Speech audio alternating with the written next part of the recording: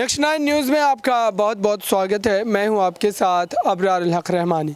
महाराष्ट्र में इस समय चुनाव आयोग वाले मुद्दे को लेकर लगातार बहस छिड़ी हुई है। दरअसल उसके पीछे बड़ा कारण ये माना जा रहा है कि आने वाले समय में अगर इस तरीके के उपाय नज़र नहीं आते हैं कि दरअसल एकनाथ शिंदे गुट की अगर बात करें तो वो लगातार इस बात को लेकर के काफ़ी ज़्यादा आक्रामक नजर आते हैं। किसी भी तरीके से शिवसेना पार्टी पर उनका कब्ज़ा होना चाहिए। लेकिन सवाल ये पैदा होता है, क्या उद्धव ठाकरे इतनी आसानी से इस लड़ाई में अपनी हार को स्वीकार करेंगे? इसी खास मुद्दे पर आज बात करेंगे। मेरे साथ कपिल मौजूद है, उनसे समझेंगे कि दरअसल इस पूरे मुद्दे को लेकर उनकी क्या राय है और महाराष्ट्र में क्या वाकई एकनाथ शिंदे जो शिवसेना पर अपने कब्जे को जताना चाह रहे हैं वो उसमें सफल हो पाएंगे क्या?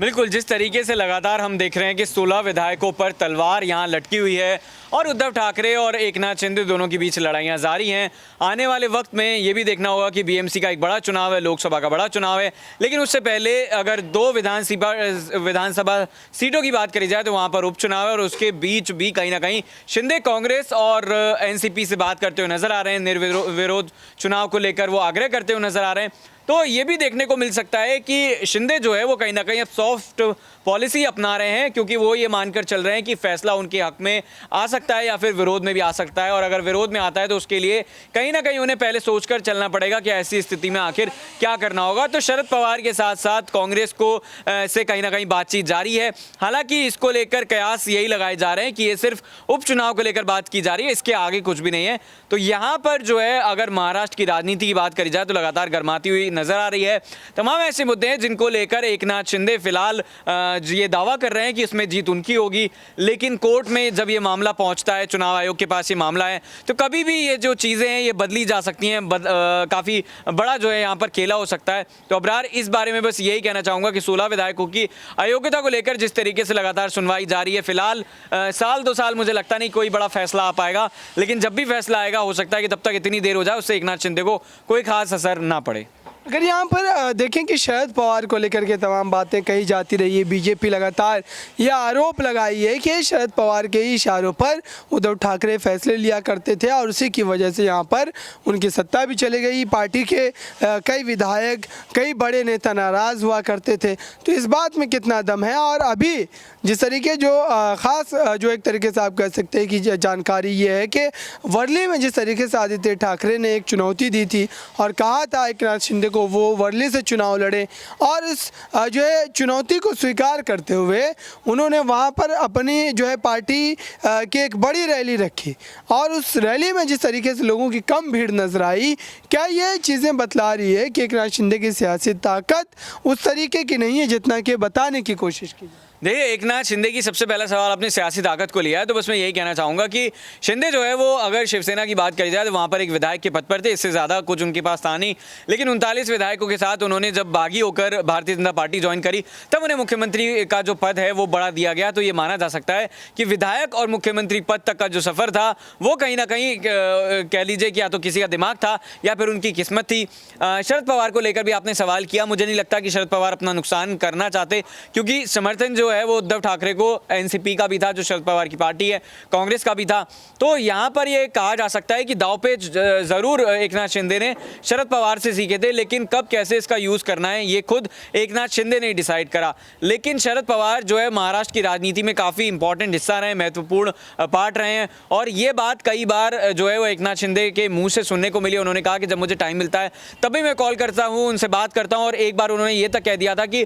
महाराष्ट्र में तमाम जो नेता है, पॉलिटिकल पार्टी है, राजनीति से परे, उन्हें समझना चाहिए, उन्हें सीखना चाहिए कि शरद पवार ने कितना बड़ा कंट्रीब्यूशन दिया है। और क्रिकेट जैसे खास अगर बात करी जाए कार्यक्रम के मंच पर भी फडणवीस और शिंदे के साथ कहीं ना कहीं शरद पवार अपना मंच जो है वो साझा करते हुए नजर आए थे। तो ये कहा जा सकता है कि शरद पवार आने वाले वक्त में महाराष्ट्र की राजनीति में एक बड़ा खेला कर सकते हैं। लेकिन फिलहाल की अगर बात करी जाए तो एकनाथ शिंदे जिस तरीके से उनकी जो रैली थी वहां पर कुर्सियां खाली दिखाई दी, आदित्य ठाकरे जिस तरीके से दावा कर रहे थे साफ तौर पर देखा जा रहा है कि मुश्किलें शिंदे के लिए तमाम खड़ी हो सकती है, लेकिन सिर्फ वो अभी भारतीय जनता पार्टी के साथ है तो ये माना जा सकता है कि उन्हें काफ़ी आराम है। लेकिन वहीं अगर 16 विधायकों के अयोग्यता पर कोई फैसला आता है या फिर और किसी वजह से सरकार गिर जाती है और उद्धव ठाकरे की सरकार बन जाती है तो फिर तमाम मुश्किलें नजर आएंगी और एक के बाद एक जिस तरीके से भारतीय जनता पार्टी केस उखाड़ती है उसी तरीके से कहीं ना कहीं शिंदे के ऊपर भी तमाम केस देखे जाएंगे। बिल्कुल इस तरीके से जो है स्थिति बन रही है, तो तमाम जानकारी आपके सामने रख रहे हैं। इस समय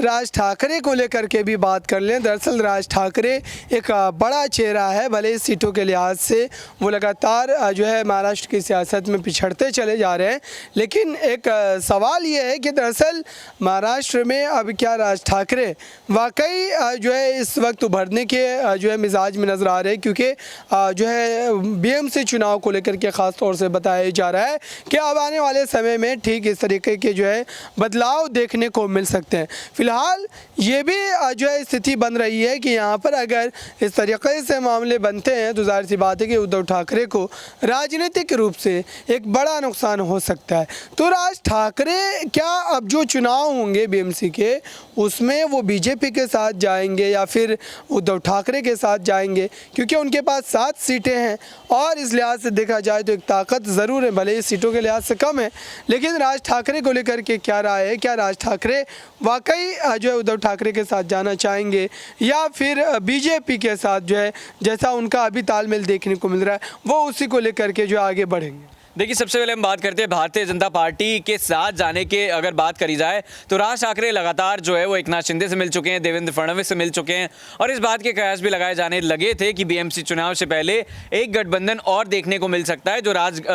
ठाकरे का कहीं ना कहीं भारतीय जनता पार्टी के साथ होगा, क्योंकि ये भली बात ही जानते हैं कि सत्ता में है, यानी कि अगर राज्य की बात करी जाए वहाँ पर सरकार है, केंद्र की बात करी जाए वहाँ सरकार है और इसका फायदा सीधा सीधा राज ठाकरे को हो सकता है। और दूसरी तरफ अगर देखें तो उद्धव ठाकरे के साथ जाने वाली जो बात है वो मुझे ज़्यादा सच नज़र नहीं आ रही है, कयासों के आधार पर ही सही, लेकिन तब भी जो है ये कहना गलत होगा कि राज ठाकरे उद्धव ठाकरे के साथ जाते हुए दिखाई देंगे, क्योंकि दोनों के बीच जो है वो दूरियां काफ़ी ज़्यादा है और किसी भी बात पर हमने देखा नहीं, चाहे वो सरकार गिरने से लेकर तमाम ऐसे मुद्दे आए बीच में जहां पर राज ठाकरे ने कहा कि उद्धव ठाकरे अपनी जगह सही हैं। हालांकि वो कहते हुए नजर आए थे कि बाला साहब ठाकरे की कभी इच्छा नहीं रही कि कांग्रेस के साथ मिलकर सरकार बनाई जाए, तो इस तरीके की तमाम बातें जो है लगातार सामने आती रही। फिलहाल अगर बात करी जाए तो एकनाथ शिंदे के साथ वो जाते हुए दिखाई दे सकते हैं और बीएमसी में जिस तरीके से शिवसेना का प्रभुत्व था, हालांकि अब शिवसेना भी 2 धड़ों में बढ़ चुकी है और उसको लेकर भी तमाम सुनवाइयों का दौर जारी है, लेकिन फिलहाल की अगर बात करी जाए तो एकनाथ शिंदे के साथ जाने के आसार ज़्यादा हैं। हालांकि वो अकेले भी चुनाव लड़ते हुए नजर आ सकते हैं और बाद में कहीं ना कहीं अपना समर्थन